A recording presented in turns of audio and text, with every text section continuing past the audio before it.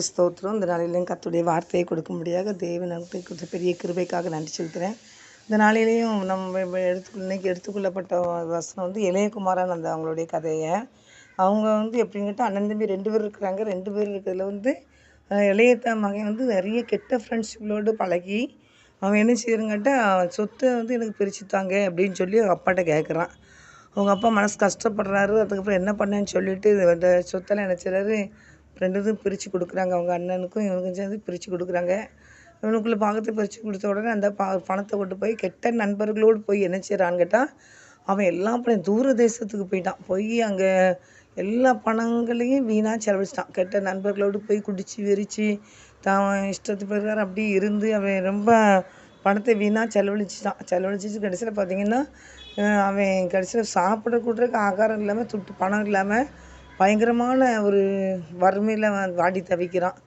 இந்த நாளில் நீங்களும் இன்னைக்கு ஆண்டவரை விட்டு தகப்பனை விட்டு பிரிஞ்சு போய் குடும்பத்தை விட்டு பிரிஞ்சு போய் கஷ்டத்தோடு கண்ணீரோடு வேதனையோடு நீங்கள் இருப்பீங்கன்னா இந்த இளையகுமாரன் கதையை நீங்கள் கேட்டிங்கன்னா கடைசியில் ஒரு இடத்துல போய் வேலைக்கு சேர்றான். வேலைக்கு சேர்ந்தவுடனே அங்கே என்ன செய்கிறாங்கன்னா பன்னி மேய்க்கிற வேலையை கொண்டு அவங்களுக்கு கொடுக்காங்க. பன்னி வந்து பெரிய நிறைய அவங்க வீட்டில் வேலைக்காரங்க உண்டு.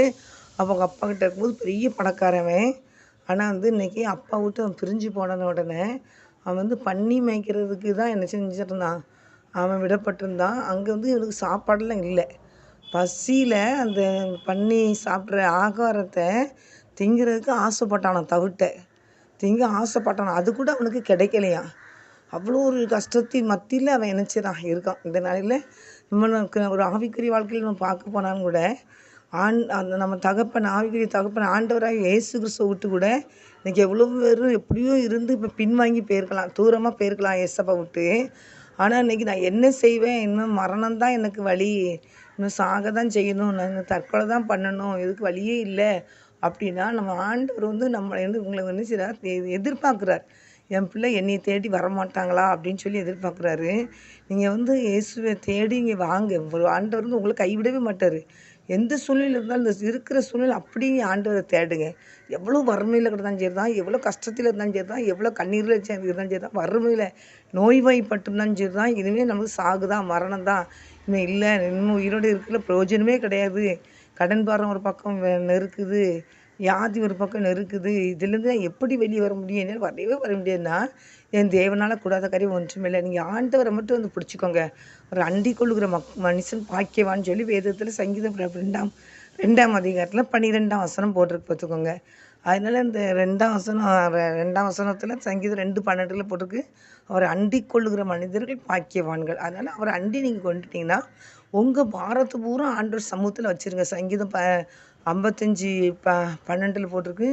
55ஆம் அதிகாரம் 22ஆம் வசனத்தில் போட்டிருக்கு, கர்த்தர் மேல் உன் பாரத்தை வைத்து விடு, அவர் உன்னை ஆதரிப்பார், உன்னை அவர் தள்ளாட விட்டார் அப்படிங்கிற வசனம் இருக்குது. நீங்கள் வந்து உங்கள் பாரத்து பூரா ஏசப்பாட்டை வச்சுருங்க. ஏசப்பாட்டை வச்சுட்டு அவர் சமூகத்தை பிடிங்க. அவர் சமூகத்தில் பிடிச்சி ஆண்டவர்கிட்ட டெய்லி ஜெபம் பண்ணுங்க. நீங்கள் வந்து என்னதான் இழந்தீங்களோ அவ்வளோத்தையும் மறுபடியும் திரும்ப நீங்கள் ரெட்டிப்பாக பெற்றுக்கொள்ள ஆண்டவர் உங்களுக்கு கிருபை கொடுப்பார். கண்டிப்பாக தருவார். அவரால் முடியாத காரியம் ஒன்றுமே இல்லை. ஒரு கட்டத்தில் ஒரு காலகட்டத்தில் வந்து மோசே கூட இஸ்ரவேல் ஜனங்களை வழிநடத்தி வரும்போது அந்த ஜனங்கள் வந்து எங்களுக்கு கறி வேணும், இப்படியே நாங்கள் இருக்கிறோம், இந்த கொம்டிக்காய் தான் சாப்பிட்றோம், இந்த வெங்காயத்தை தான் சாப்பிட்றோம், இந்த பூண்டை தான் சாப்பிட்றோம், எங்களுக்கு வந்து இந்த நீர் தூதுகள் சாப்பிட்ற மண்ணா தான் தருது, எங்களுக்கு கறி வேணும், இதெல்லாம் எங்களுக்கு திகட்டிட்டு கறி வேணும்னு சொல்லி கேட்கும்போது அவங்க என்ன செய்றாங்கன்ட்டு மோசே வந்து ரொம்ப கஷ்டப்படுறாரு, மனசு கஷ்டப்படுறாரு. அவ்வளோ 6 லட்சம் மக்கள் புருஷர்கள்னு போட்டிருக்கு, நிறைய லட்சக்கணக்கில் பின்னால் வராங்க. அவ்வளோத்துக்கு ஆகாரம் கொடுக்குறோம், எவ்வளோ கஷ்டம். இன்றைக்கி ஒரு குடும்பத்தை கவனிக்கிறதுக்கு எவ்வளோ பெரிய பிரச்சனைகளை சந்தித்து தான் குடும்பத்தை கவனிக்காங்க. அவ்வளோ மக்களையும் முன்னால் விட்டு இந்த மோசையை கூட்டிகிட்டு வரும்போது அந்த மோசை வந்து அந்த மக்கள் வந்து அவ்வளோத்துக்குள்ளே முறுமுறுக்கிறாங்க. ஆனால் அவர் வந்து ஆண்டவர்கிட்ட பேசுகிறார், ஆண்டவரே இந்த ஜனங்கள்லாம் உம்முடைய ஜனங்கள் இவங்க இப்படிலாம் கேட்குறாங்களே ஆண்டவரே, நான் என்ன செய்ய, எனக்கு ஒன்றும் தெரியலையப்பா அப்படின்னோடனே ஆண்டவர் சொன்னார், மோசே கர்த்தருடைய கரம் குறுக்கிட்டோ என்கிட்ட கேளு, எல்லாம் நான் தருவேன்னு ஆண்டவர் சொன்னார். அதே மாதிரி நீங்கள் ஆண்டவர்கிட்ட கேளுங்க. அந்த இளையகுமாரன் போயிட்டு அந்த இடத்துல புத்தி தெளிகிறான். அந்த தவிட்டு கூட கிடைக்கலன்னொன்னே, தவிடு வந்து அவன் திங்கிறதுக்கு ஆசைப்பட்டான், அது கூட கிடைக்கலன்னா அந்த முதலாளி வந்து என்ன செஞ்சுருப்பாங்கிறத நின்றுருந்துருப்பான். அதனால் வாயில் வைக்க கூட பயந்து போய் தான் கிடந்திருப்பான்.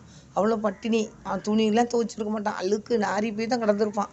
ஆனால் அந்த பன்னி கூட்டத்தில் போய் நின்றுட்டானா அது எப்படி இருக்கும், அசனையாக இருக்கும், இருக்காது, நாத்தம் முடிச்ச வாழ்க்கை தான் வாழ்ந்திருக்கான்.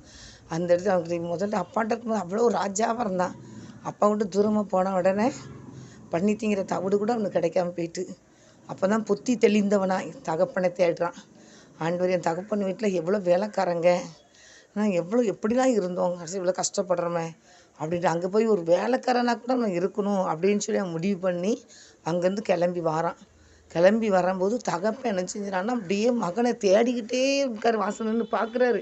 என் பிள்ளை இன்றைக்கி வந்துட மாட்டானா, இன்றைக்கி வந்துட மாட்டானா, இன்றைக்கி அதே மாதிரி தான் ஏசப்பாவும், என் பிள்ளை இன்றைக்கி நீ பார்த்து வந்துட மாட்டானா, இன்றைக்கி வந்துட மாட்டாளா, இன்றைக்கி நீ நோக்கி பார்த்துட மாட்டாளா அப்படின்னு சொல்லி அவர் வந்து வேங்குறாரு, வேதனைப்படுறாரு, கண்ணீர் வடிக்கிறார், கலங்குறாரு. அவர் நொறுங்குற ஒரு அவர் பிதா நமக்காக அவர் வேண்டிக் கொண்டே இருந்தாராம். அவங்கள வந்து அப்படியே ஏசப்பா கையில் ஆண்டவர் கொடுத்துருக்குறாரு. ஆண்டவர் எனக்கு நினைச்சிட்டாருன்னா, நீர் எனக்கு தந்ததை நினச்ச மாட்டேன், விட்டுற மாட்டேன் ஆண்டவரே, அவங்களுக்காக நீர் வேண்டிக்கொள்ளும் அப்படின்னு சொல்லி ஓவனில் போட்டிருக்கோம். அதனால் நம்ம வந்து ஆண்டவர் வந்து தேடுறாரு, கண்ணீர் வடிக்கிறாரு.